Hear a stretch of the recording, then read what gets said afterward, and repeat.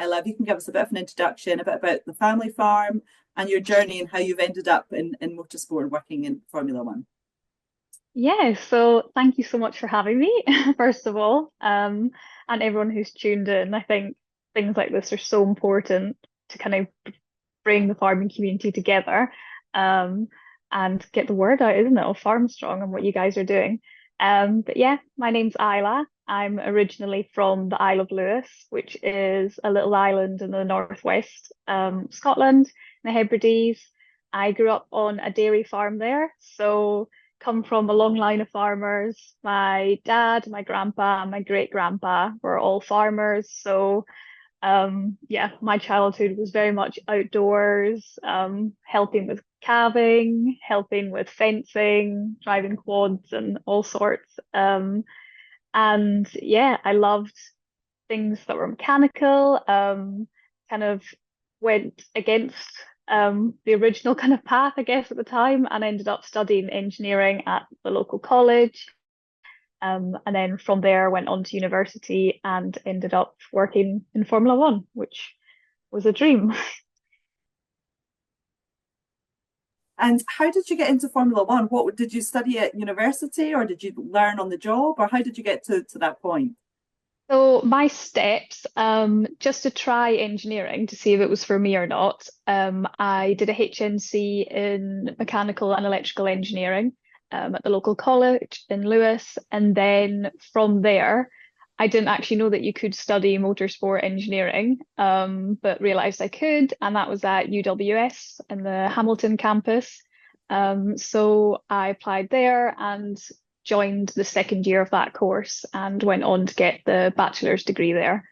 And getting my foot in the door to the job in F1, I did not think it would happen, but I literally just fired my CV everywhere. Um, I actually wanted to get into rallying and was firing it to M Sport, like performance garages around Glasgow and just everywhere possible, and was lucky enough to get a response from Williams at the time. But I really tried making my CV stand out by like marshalling at the Scottish Rally Championships. I had my own little project cars and just kind of basically volunteering free time at any kind of little local teams that I could. And I think that in the long run helped my CV stand out. And you've talked a little bit about the engineering side, but what about the driving side? Because that's also a passion, isn't it? Yes, that is the real dream. So I've been driving like actual pickups and everything since I could reach the pedals. I'm quite small, but my grandpa had a pickup and like literally typical pickup collies in the back, and I was driving that from like the age of 12 around the farm. And I always kind of had like project road cars, and when I was at university, I don't know if anyone will know of it, but Driftland, it's a little drift track near Fife. All of us in my college class used to go there weekends and just have fun, really. But I never thought like to actually compete and race felt really far away. So I kind of buried that dream and thought I need to get a job and make money. So did the engineering side. But then when I was 27 or 28, so like 3 years ago, I thought, no, life's too short. So I got all the kits and got coaching and have been kind of trying to pursue my own racing on the side. Yeah, and how is that going? Because it's a very challenging sport to be involved in, to get started in, but also to maintain, I believe. Yeah, it's so expensive to get going, but you obviously need to get going and prove yourself to get sponsorship. So it's one of those kind of situations. But I bought my own go-kart this year, and I'm getting out as often as I can. And again, still just trying to get sponsorship really. It's tough to get the momentum going. But I'm hopeful and I'm still pushing. So karting until I can get the budget to race cars again. Yeah, how exciting. We'll all watch with bated breath on new progress to your career. It'll be very exciting to follow. And just going back to your earlier childhood, so what was it like growing up on Lewis? Because I think a majority of us tonight are from the mainland. So what was it like in Lewis? It's Looking back, it was amazing, and you don't appreciate it until you leave, I don't think. It was a very safe upbringing. I never carried a house key until I moved away to uni, which now I've moved away. Once I was on the mainland, I realized how ridiculous that is. Um, and it was just, it's not like there's not loads of money there and it's not fancy at all, but it's such a raw, nice place. Everyone knows each other. It's very friendly. Um, whether you're religious or not, you came to actually really enjoy that everything's shot on a Sunday. It's just a different way of life there. Very clean beaches. Would definitely recommend going up. Yeah, I think it's one of those places in the world that's still unspoilt, if you know what I mean. Yeah. Um, yeah, it's a little bit kind of behind the times, but that's a nice thing, I think. Yeah, it sounds like may not have lots of money, but sounds rich in lots of other ways. And how Yeah, was your life on the island and your farming upbringing? How has that impacted your career in engineering? it's funny, like the skills you learn then, even in your childhood, you don't realize how much they're like core values and skills too. Like technical problems at a Formula One team, for example. In farming, you have plenty times where you're really struggling with money. So you learn how to budget and make do with what you have. Um, so for example, my time at Williams, I joined that team when they were literally they were selling off cars and things just to kind of fund the team to keep it going. So it was like I already had the mindset to kind of innovate and use what we had to still get the kind of desired outcome. So that helped quite a lot. Um, and also just like the hands-on skills that you learn on a farm. You don't realize how much you're using tools or preparing things or like even just like with the animals, like you learn so many skills. It's definitely helped me in my job now. Yeah, amazing. And I know you obviously can't tell us everything, but what's the sort of day-to-day job for you? What does it look like? So my current job, so I'm a systems engineer in the dyno department at Mercedes. And if you can kind of imagine every component pretty much on the car that you see racing around the world, that's tested in-house before it's deemed safe and functional to go on the car. So my job is to basically sign it off and say that's reliable, it's safe, and it's functioning as it should and as expected. That's okay to go on the car. So in the dynos, like the gearboxes, for example, or the engines, I'll test them and then yeah, say it's fit for going to track, or performance work as well. So we're obviously racing, so we'll also work on trying to get the most out of everything, for lap time.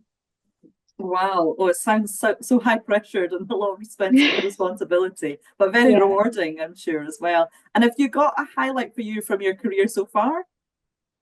I think I've definitely you kind of because you do so many hours, you kind of go along in this little bubble, and then there's certain moments where you kind of step outside and realize um, how much you love it. And I think the most recent one, with Lewis leaving, they did a kind of goodbye tribute, which has now been, it was aired before the Abu Dhabi Grand Prix, on Sky, and I was engineering for that, and that was very exciting. He drove some of his old cars around Silverstone, and I don't think he realised that's why he was going there. So he rolled up and we got to fire up one of the old V8s, and I got to kind of watch over the pit wall as he was screaming past in a V8 with a huge smile on his face. And it was just like obviously there's pressure because your responsibility is looking after the health of the car and making sure it goes smoothly, but it just felt it wasn't a race weekend, so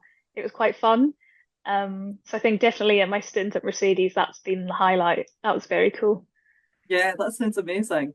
So although it is very high pressure and you're within that bubble, what do you do to take time out? So we know that it's really important that time out of work is important. That's something you talked about in the podcast. So what sort of things do you do to get away from work? I think one of the like easiest, most successful things is walking the dogs. I've got two little whippets, and that's kind of like a regular, obvious thing, but that forces you to go outside and get some fresh air every day. Also weekends away, so I go to Wales when I can, even at, well, long as I miss the sea.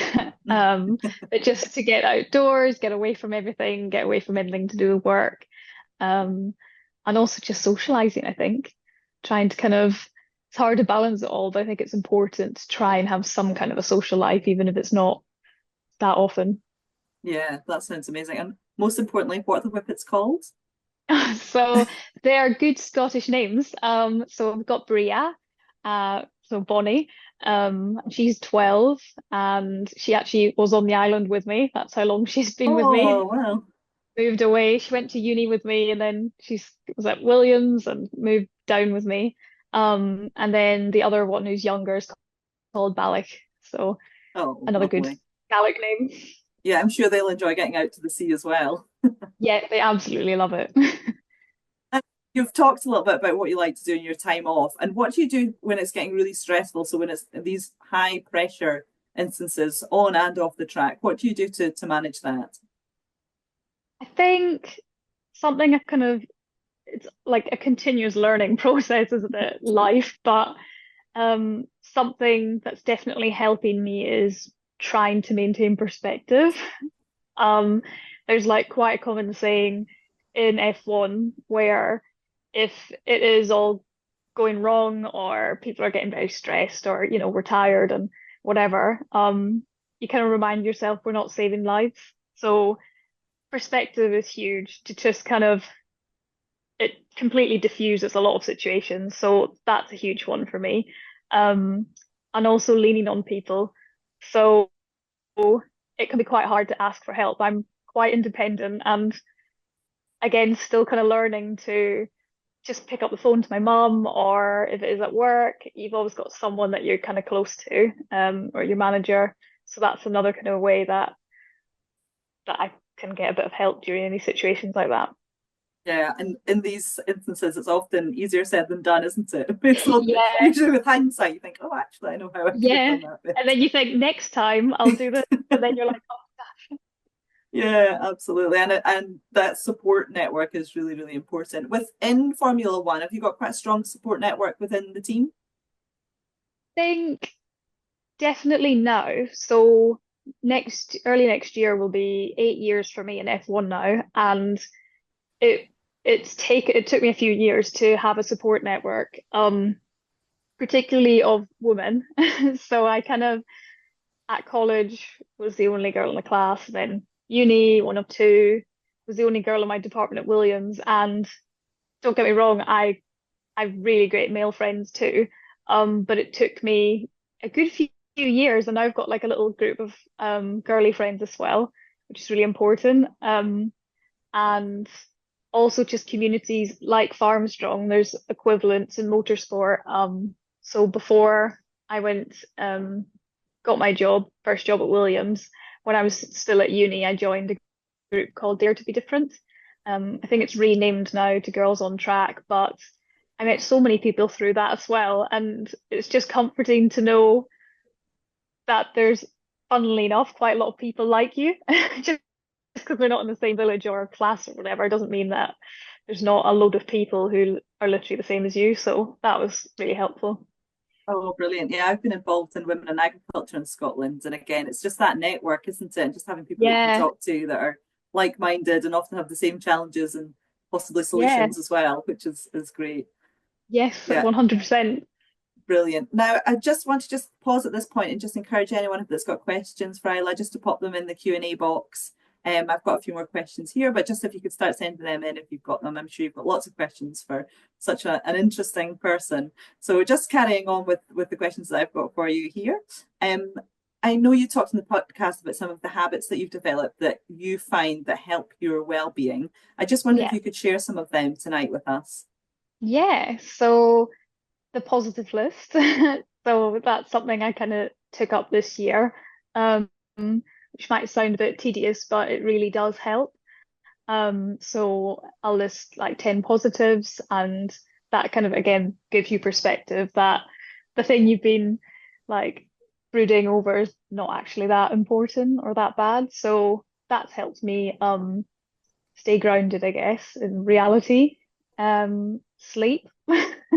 Again, it all seems quite obvious, but I think I've had times where I've been working very long hours and I thought that 6 hours sleep every night was fine. And eventually you do literally burn out. So I try my absolute hardest to get at least 7 or 8 hours sleep every night. And that's helped massively. You get sick less, you have more energy, your overall mood is literally so much better. Um, Time outdoors, just it's funny, you're always told the basics, and it's until you kind of either end up sick or burnt out, you go back to them and you think, oh God, that is literally just that is the key to it. It's also just making sure that I'm eating 3 meals a day, and not putting pressure on myself to have the best routine and do these things every day. You know, be kind to yourself, but aim for at least ticking off one of those each day. Yeah, and I find that really helps. Yeah, and do you want to just quickly talk about the positive list for those that haven't listened to the podcast yet? Because I think this is an excellent idea.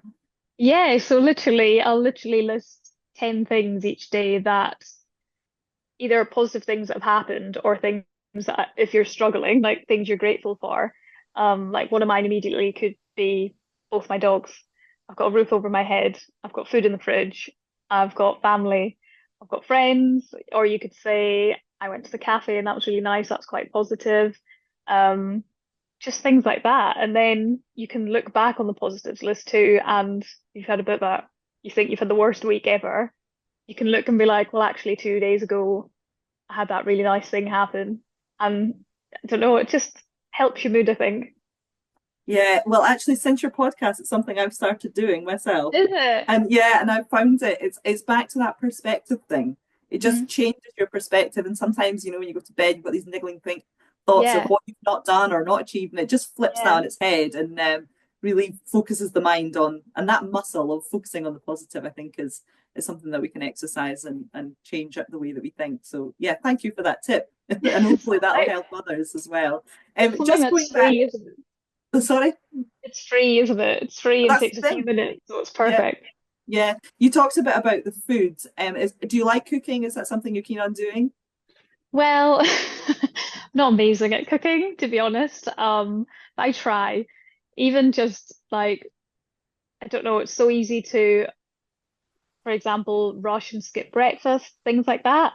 So maybe not so much what I'm making, but making sure I actually have 3 meals a day, which sounds ridiculous. But you'll know yourselves when you're busy, you think, oh, I'll just grab a cereal bar or I'll just have something at 10 or 11 once I'm in. Um, and yeah, it adds up and it just isn't great. So yeah, I'm not quite there with the cooking yet, but I try. I can do the basics. Yeah, well, I must admit, I had a bowl of cereal for my tea tonight because of my Yeah, out of internet problem. So yeah. I'm certainly not on track with that one at the moment either. So that's really good of you to share that. I'm just wondering what it was that made you want to sort of share your story with Farmstrong. I think firstly, going back to like the community that helped me when I was trying to get into motorsport, I think that's so important. Like I think what you guys are doing is amazing. And on top of all the tips and things that you are offering farmers, like the community is huge. I think it's a way to bring everybody together.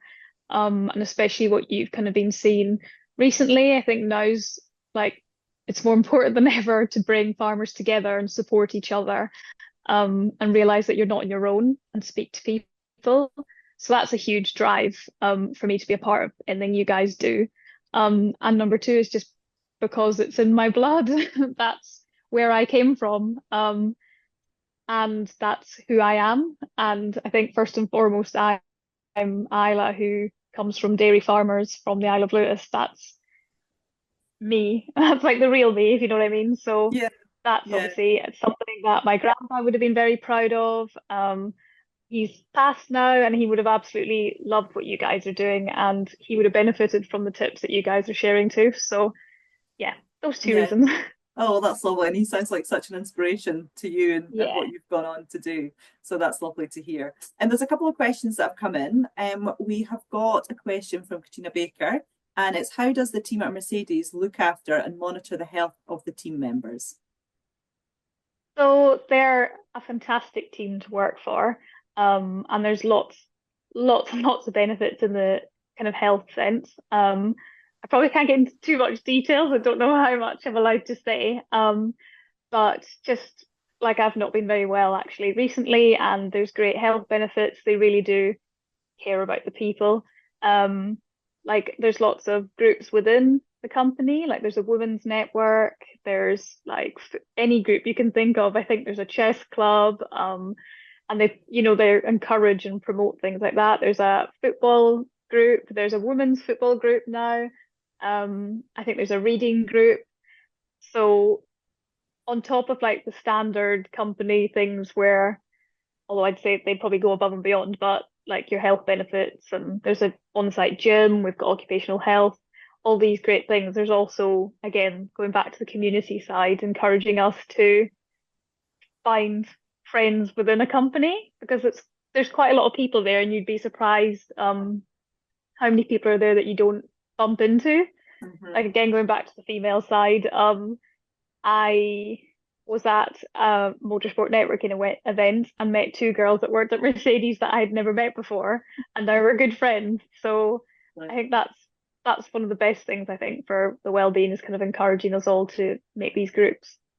Well, that sounds like you're very well looked after. That's great to hear that a lot of companies talk about it, but to be actually delivering it is great. And there's more and more research coming out about the social well-being and the impact that that can have on your overall health and well-being. So that's great to hear. Yeah, 100%. One of the other questions we've got here is, can you ever see yourself moving back to the Hebrides? And that's from Katie. Oh, I think I always think to myself I would love to retire there. It's probably very cliche. Um, but every time I do go back, I find it harder and harder to leave. Um, so yeah, I definitely could when I've kind of, what's the saying, scratched the itch or whatever, when I feel like I'm done and I've got it all out my system, which is not anytime soon. I think I definitely would go back because that's me and it's where I'm from. And as morbid as it sounds, you're born there. I'd like to be buried there. That's my home. So I think Yeah. so. Yeah. Oh, I know. It's just so you just don't know, do you, what's ahead? But Yeah, yeah, it who knows? sounds it sounds like you're very tied to it, which is lovely. Um, Yeah. just wondering about travel. Have you traveled much with your job? And if so, what's the best place that you've traveled to? That's from Claire. So I've not traveled with Mercedes yet, although my new role will hopefully allow me to do that next year. But I've been to a few events when I was at Williams, and I went out to Hungary, and I think probably again, cliche, Silverstone's probably been the most fun I've had, even though that was literally 20 minutes away. And I think it's probably because of the atmosphere of the Brits and the home race and having British drivers and um yeah. So funnily enough, Silverstone was actually probably the times that I've enjoyed most. Yeah. And so, what's your new role in the company? So that is the systems engineer role. So Okay. before I was still in the same department, but I was a technician, so it was Okay. more hands-on.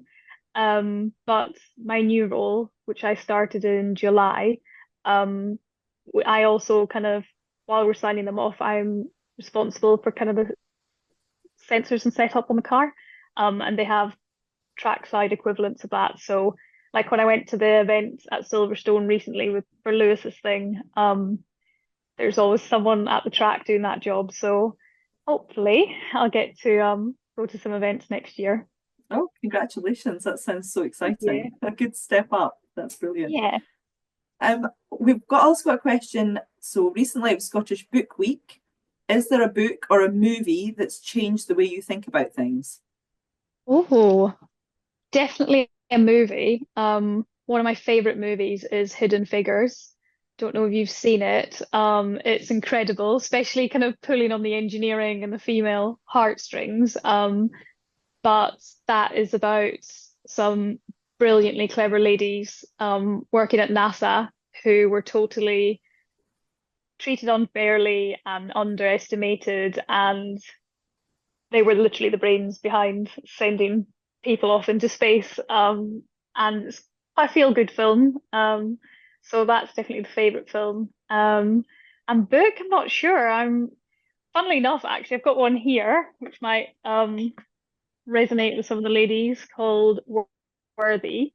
Oh, it's by someone called Jamie Kern Lima, and that is all about kind of differentiating self-belief to self-worth. And that's something I've always struggled with, especially being in quite, well, I wouldn't say scary, but sometimes the situations in F1 you feel maybe like imposter syndrome or kind of like the odd one out. And that's why I'm kind of working on the self-esteem side. So that's definitely a good book if anyone wants to help that.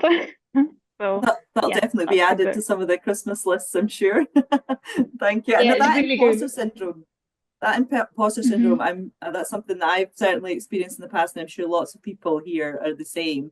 Is there any sort of steps that you've taken to overcome that in your career or maybe with your racing?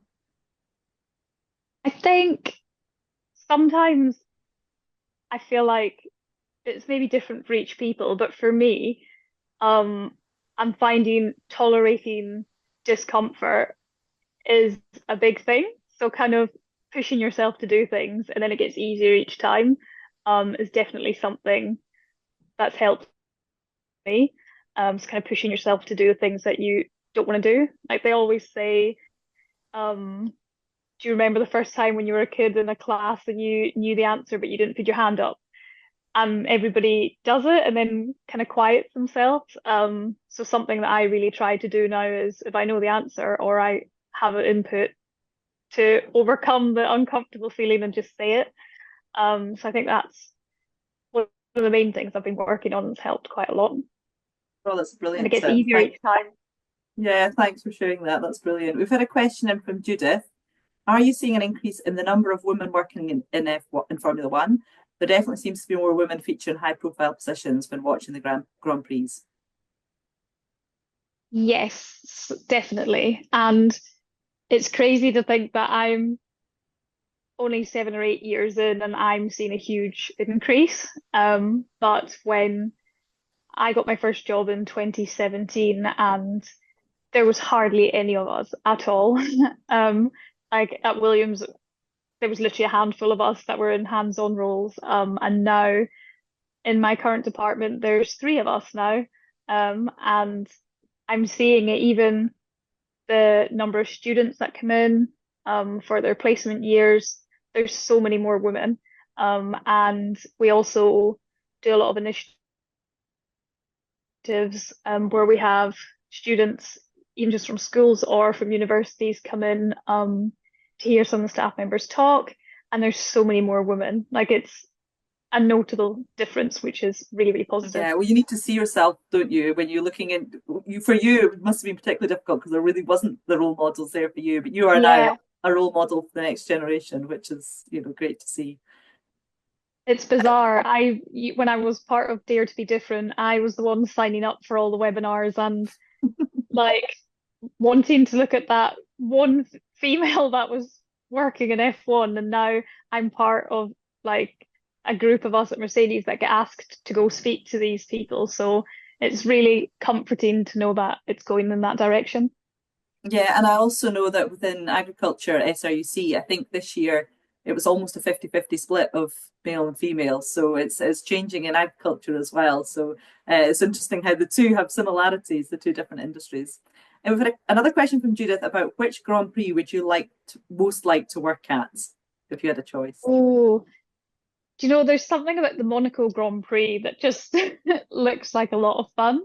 Um, I've heard the way the pit lane is actually working it is not the most fun, like logistically. Um, but there's something about that I think would be a lot of fun. Or somewhere quite interesting like Singapore, like a night race, somewhere very interesting like that. would be on the bucket list, I think. Yeah, both sound amazing. Absolutely wonderful. I Yeah. just wonder, I know you talked about some of the challenges you've had with your driving side of things. How do you stay positive and keep going with the driving side when these challenges do have come along? I think again, probably the perspective side. I kind of the sooner you kind of get back on track, because we all do it, we kind of can get into a negative spiral or you start thinking negative things. So one thing's maybe like a mental check-in where I'll be like, is this really helpful? So do that. And it's even if you do it hours after you've started kind of feeling a bit down about something, that's then you getting back on track instead of the next day or, brooding for a few days. Um, and another thing, to be honest, is I kind of think like this year I've had a few things where I've not ended up racing and the time's kind of passed anyway. And I think, well, I still want to race. That's not going to go away. So who cares? Like, yes, I'll be a year older next year, but that kind of keeps me going because I think it's going to pass anyway. I'm as well to at least try. Um, that's kind of how I've flipped it now too. I mean, it's not the end of the world if things don't happen, but while you're here, you're as well to try, I think. So Yeah, yeah, just absolutely. trying to, you know what I mean? Yeah, yeah, I do. I think that's a really, really good advice because I think sometimes we get in our fixed dates and aspirations in our heads, and Yeah, then you get so fixated on it that you actually lose the point of what it is that you're aiming to do. So no, I think that's a great bit of yeah. advice. Um, One of the questions we've got in here is what is on your Christmas list this year, and are you staying down or are you heading home for Christmas? So I am actually spending Christmas down south here for the first time in a few years. My mum's coming down, and it's going to sound quite tragic, but I haven't been able to eat a lot with a kind of health issue I've had recently. So what I want for Christmas is a massive roast dinner with all the trimmings and everything. That is literally like all I've been thinking about for the last month because I haven't been able to eat very much. Um, but yeah, just time with my mum, and a nice dog walk, I think. Not so much the materialistic things, but just, yeah, time with my That, mum and my dogs. that sounds wonderful. At Farmstrong, we are very, very keen on food and good food. So yeah, we absolutely support Yes, that. I'm to a good Any farm opportunity. shop and I'm collecting some beef and all the trimmings from a lovely farm shop down here, and I cannot wait. Yeah, all fantastic. And do you get some time off over Christmas? Yeah, so that's actually something I should have mentioned to the question about how they kind of look after well-being in Formula One. So we have like enforced shutdown periods. There's always been one in August, which is kind of mid-season, and all the factories shut down for 2 weeks, and you're not allowed to do anything. You're not allowed to send emails. You're not allowed to work on anything. It's like laptops down, so you don't come back to loads of emails. You can mentally shut off, and that's a huge thing to help everybody physically and mentally in the teams. And now they've actually introduced a winter shutdown, and that means everybody knows, everybody with kids or family or just you've had a long old year, and January, February are a very busy time in Formula One preparing for the first race. Um, so now we've got two enforced shutdowns, which is fantastic. So um, yeah, so we'll be off, I think, from Christmas Eve to the second. Oh, All the fantastic. factories will shut down, and you can just pick up where you left off. So that's a really good benefit. That sounds brilliant. And also, you won't come back to that massive emails and things that you've missed, if you take time off when everyone's still working. It's a chore to come back to. So that's a really great initiative. And I know this time of year, it's so many people Exactly. take time off. And nobody can phone you. Yeah. So are they quite strict about phones and laptops? Yeah, so it's enforced by the FIA, so that's like the governing body of Formula One. Um, you literally cannot work on the car, which is great. So you know that nobody's going to phone you, nobody's going to email you. You just drop the project or whatever you're doing where you are. And then I think it's enforced from like 6 a.m. one day until whatever time that it's over. It's like a proper, everything's like shuts down.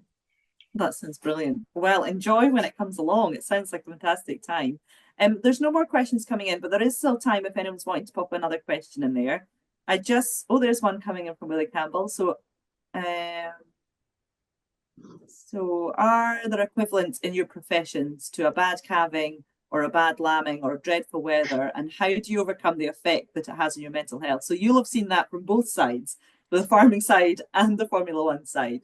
So are there equivalents in Formula One in your day job? That's a good way to put it. Like the equivalent of a bad thing or just situations completely out of your control that you have to deal with, don't you? Yes, there is. And I think if that for me in my day job could be we obviously race all around the world. We have a limited number of parts available and budget for the car. Um, and with that comes freight deadlines. So there's obviously a deadline that that part has to be on a plane or a boat going going off to the circuit. So I think deadlines is a huge thing for us, and when things don't go right, having to kind of so in my department we're end of the chain. So even if something's gone wrong in manufacturing or when it's being built, that time gets made up at the end of the line where we are. Um, I think kind of overcoming it. I guess in any situation, you kind of, I guess, risk assess at the time, don't you? Like if it was a bad carry you think, right, what do I know? What's going on here? And what do I do? So you kind of weigh up all your options, the risk and likelihood of things. And then you just have to make an informed decision with the best of your knowledge with what you've got. And that's what we do.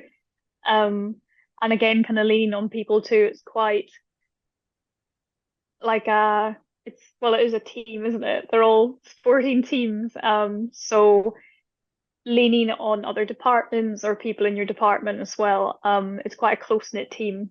Like the group I'm in and also just Mercedes in general. So also leaning on people around you. Yeah, and I think if we put that into the farming perspective, it might not be that there's other people on the farm, but just, connecting with neighbours or family members and just sharing the load is Yeah, probably the sort of to transfer it back over to the farming side. But 100%. Like I remember even from the farming side, growing up, we were so close to our neighbors. And also, local farmers or, a guy on the road who's got sheep, but he's got a pickup or he's got like something that you need. So that's definitely true, isn't it? Like literally phoning or going over the fence and knocking on the door to someone or your neighbor. Um, yeah, it's back to that yeah, support I network, remember isn't those it? days. Yeah, yeah, 100. One more question that's just come in is what impact has Lewis moving to Ferrari had on the team? Um, I think I can't comment on the team, but my personal kind of perspective on it, I'm obviously big fan of him and gutted that he's leaving. But also really, really happy, and you get it, don't you? I think what he's done for motorsport in general is just fantastic. He's he's pushed like diversity of all forms massively in the sport.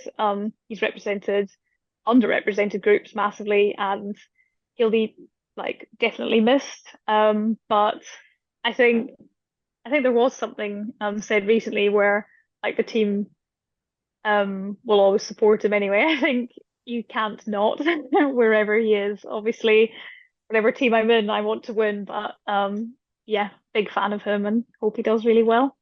Yeah, well, that's a really nice note to finish on. I think it's been so inspiring to hear and so many practical tips. I've just noted a few down. So that mental check-in, I think, is a really good positive trick that we can actually all use. The positive list, again, something I mentioned that I've started myself, getting some good sleep, time outdoors, which may, for some of you who are working the farm, might not be a challenge, but for others, I know it can be. Eating well and trying to stick to the 3 meals and eating as well as we can do.